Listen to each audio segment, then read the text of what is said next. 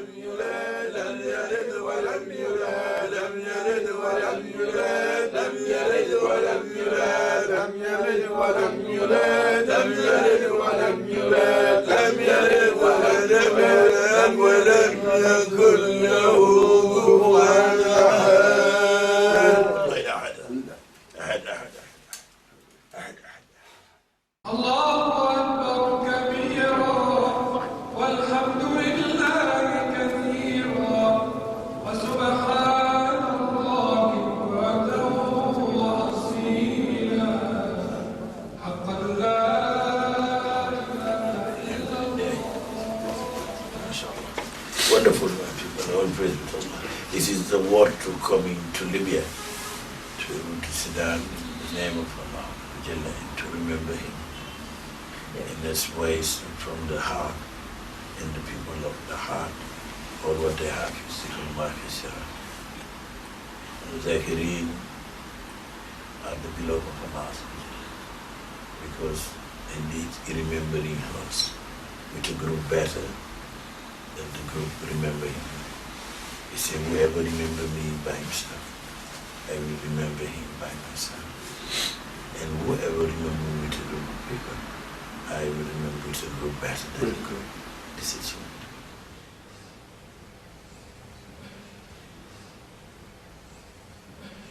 This gathering is very important for the Muslim Ummah because Muhammad sallallahu alayhi wa sallam, Allah subhanahu wa ta'ala have said in the Quran, أعوذ بالله من الشيطان الرجيم بسم الله الرحمن الرحيم وما أرسلناك إلى كافة للناس. If He sent to all mankind, mankind have to celebrate His birth.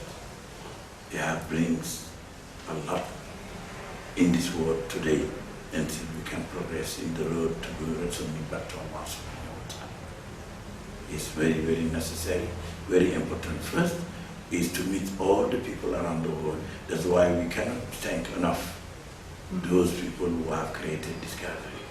And the first is His Excellency Muhammad Al-Khalifi of Libya. We thank him because many are alive and have never think about doing that. The most important thing is to gathering this ummah, so to Allah they may know each other and to celebrate the birth of the beloved Messenger of Allah subhanahu wa ta'ala, who come with the Quran. Muhammad sallallahu alayhi wa sallam is saying the Quran will Kawthar. Tabarakallah, we are very happy to be in Tripoli, Libya, to celebrate the milad of Muhammad sallallahu alayhi wa sallam, Sayyidi al-Awwal wal-Akhir.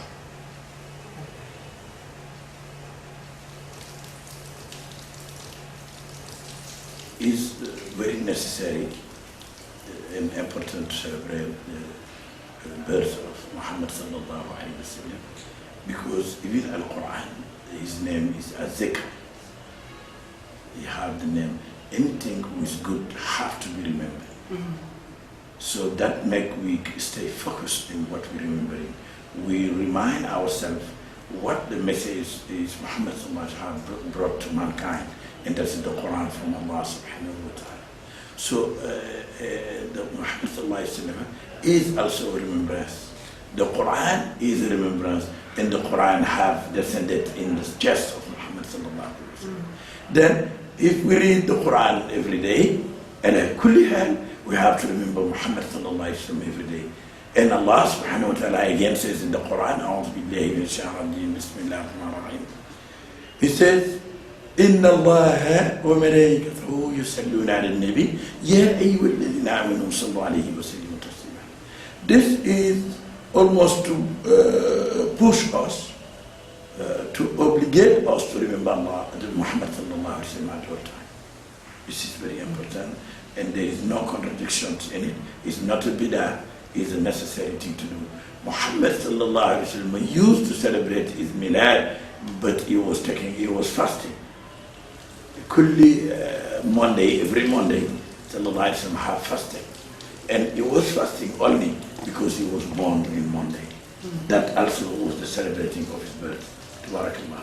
But nobly is, humbly is, shy on the front of Allah subhanahu wa ta'ala he will not turn to the ummah, you must celebrate my birth We need to celebrate Muhammad sallallahu alaihi wasallam to show our gratefulness to Allah Azza wa Jalla, because the wonder, the greatness, the beauty, the knowledge, the wisdom, hikmah of Muhammad sallallahu alaihi wasallam. Because Al-Quran have come as the last book to mankind 1400 years ago. And because no prophet will never come again. Because Muhammad is Khatam al-Nabiyyin, wa Imam al-Mursaleen wa Nabiyyin. No Quran, no Kitab will never come again. No prophet will never come again. Would mankind have to hold to this message, who is the last message, and Allah Azza wa Jalla have not sent this message to a group of people. The Quran is universal. Its message is universal. That's why it says in the Quran that it's sent to all mankind, kafir nas, meaning to Hindu, to Buddhist, to Christian, to Jew, to everybody, to people who believe in nothing, to the atheists. The Quran is a message for all the universe. So anybody have to listen, to read the Quran, to meditate in the Quran, to try to understand the Quran, because you want it or not, it's for everybody in this world. The Quran is written to you, and it's a risala, is a letter from Allah subhanahu wa ta'ala to all mankind. The life of Muhammad sallallahu alayhi wa sallam, everybody have now read or understand the story, that after the battle, coming back home, all the Sahaba, he was very happy because they win this battle. And sallallahu alayhi wa sallam told them that is a small jihad. Jihad al-Kabir is the jihad al-Nafs. That you think about how you're going to make yourself. You're going to be just with people. You will not be arrogant. You will not be too proud. You will not be greedy. He says that is the biggest jihad. Jihad al-Akbar. That a human being then, you will live in a sane society and you will help and advise the people. We all together, we will attain because of the justice you apply to yourself first and to the people around you. You become finally, the world will fill with peace and happiness. But this peace cannot be possible without justice. Now, Alhamdulillah, His Excellency Muhammad al-Khalifa's point was so valid and beautiful when he says that to make sure we understand what is jihad and what is terrorism. Because jihad is one obligation from Allah subhanahu wa ta'ala to the believers, and that is to stand for justice, to do right to people, to not kill, to able always to spread the deen and peace around the world. And peace will never come until, inshallah, Rabbi, justice is established in every land, in every people, in every time, in everywhere. And inshallah, Rabbi, then we can talk about peace, but no peace without justice. Now, it's very important for all Muslims, us Muslims, to remember this. Jihad is only calling for justice. It's defending your property and your life in the right way. But it's not terrorism. And terrorism is to terrorize the people without no validation. Because you are stronger than them, or you have better, more number of people to you, or you have you want something they own, and you want to take them property. That is what is terrorism. Is to bring mischief in the earth, in the land, in the earth. That is terrorism. But jihad is to apply justice to yourself, to your family, to your country, and to the whole world. You call for justice, you cry for justice, you stand for justice, you denounce injustice at all times. Muhammad sallallahu alaihi wasallam says, if you're able to denounce the injustice by fighting, you do. If you can't, you denounce injustice by your tongue. You make the people, all the world know that this is unjust. And if you can, you denounce injustice with your heart, that you feel in pain because you cannot do nothing to stop that injustice. and Muslim or non-Muslim, is justice and peace is for the whole world, the whole humanity. Because one God, one universe, one destination, one species, the children of Adam. We make sure that we even have to be just for the animals. Is Muhammad established first to pick up even the animals who are abandoned in the road?